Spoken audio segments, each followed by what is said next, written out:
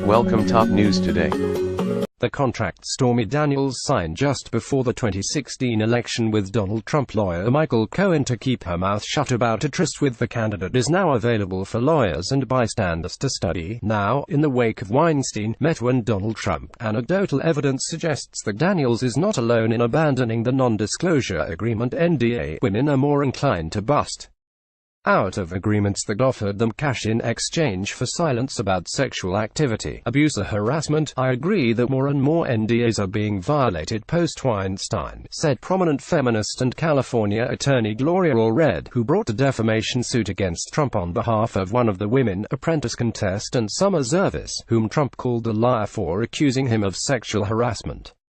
"The change," Allred said, "is overdue," adding that financial damages can be so severe that her clients rarely break them. Keep up with this story and more by subscribing now. "Confidentiality clauses have been a fixture in our law for centuries," she told Newsweek by email.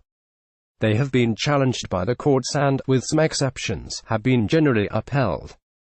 As a result, an unknown number of victims who would come forward to warn others of predators are effectively bound and gagged by our legal system." Daniels, whose legal name is Stephanie Clifford, didn't set out to violate the agreement.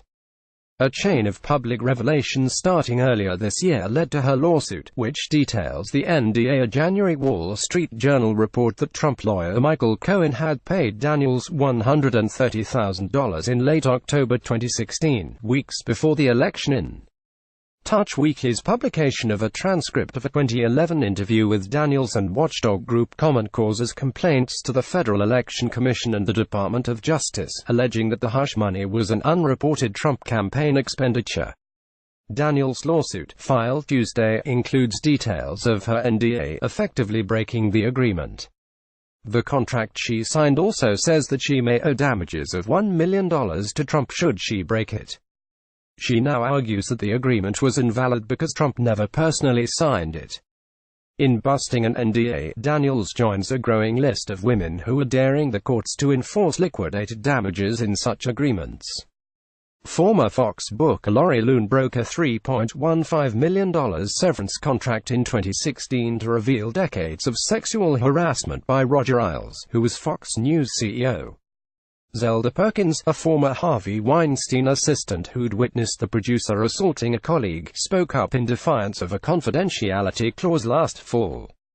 Employees of the Weinstein Co. jointly released a letter asking that they be released from confidentiality agreements, so we may speak openly, and get to the origins of what happened here, and how Perkins and the Weinstein employees were prompted to act after the New Yorker published allegations by actress Rose McGowan, who had taken a $100,000 payment in 1997 to keep quiet about Weinstein's conduct, which she has since described as rape. McGowan broke her silence after learning in the summer of 2017 that her original settlement did not contain a confidentiality clause. Former Fox anchor Gretchen Carlson, who did not break an NDA when she sued Ailes for sexual harassment in June 2016, formed an advocacy group to empower women who've experienced harassment. Carlson, who has spoken with thousands of women about sexual harassment in the past year and a half, believes more women are not honoring such agreements. Statistically, there aren't any hard numbers to prove this. However, we have seen more women willing to tell their stories in the face of possibly being sued for breaking their NDAs, she said in an email to Newsweek. Yes, all of these women are taking a legal risk, but from a PR perspective, are these companies or individuals going to come after these women to suit them? Probably not in high-profile cases, but possibly in cases where the people are not well known. Since the Weinstein story broke, some states, including New York, New Jersey and Massachusetts, have started considering laws to restrict or ban such agreements with respect to sexual harassment. Massachusetts' proposal, for example, would ban such agreements if they involve claims of discrimination, harassment or retaliation in the public and private sectors. These agreements are protecting sexual predators while isolating the victims, said State Representative Diana DiZilio, a Democrat from Methuen who's the lead sponsor of the legislation. They prevent victims from discussing what happened to them, even among the family members, or warning other potential victims.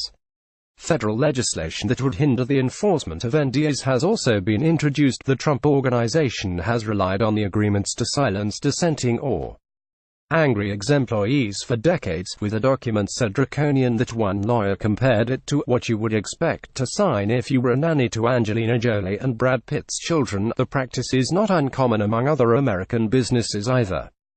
NDAs started to creep into contacts of all kinds in the 1980s, wrote Michelle Dean in a recent overview in the Columbia Journalism Review. They soon became commonplace. Yet University of San Diego legal scholar and author Orly Lobel, who recently published an article on NDAs in the Harvard Business Review, agrees with Carlson that more women seem to be breaking their agreements.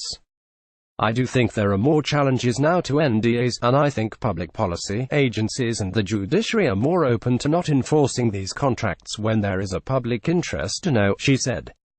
But Lobel cautioned that courts certainly respect these clauses, and that if there's a breach, they will give the employer whatever liquidated damages are in the agreement.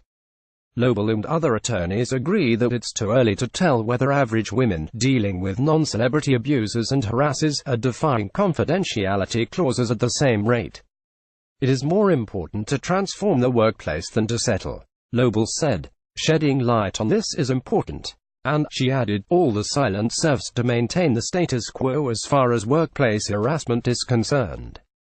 Legal scholar Catherine McKinnon, who conceived of sexual harassment as sex discrimination and actively litigates and advises cases, said NDAs can serve a positive purpose for survivors. Without survivors agreeing to what defendants call peace, i.e., defendants' reputations not being subject to imminent critique in the mainstream media, companies and schools have no incentive to settle, she said in an email. Without settlements, all cases would go to trial.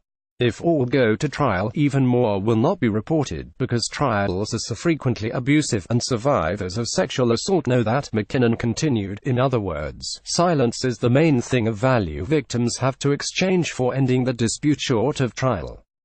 With care in negotiating, much victim expression can be preserved, and any restrictions can be explicitly voided for violent serial offenders.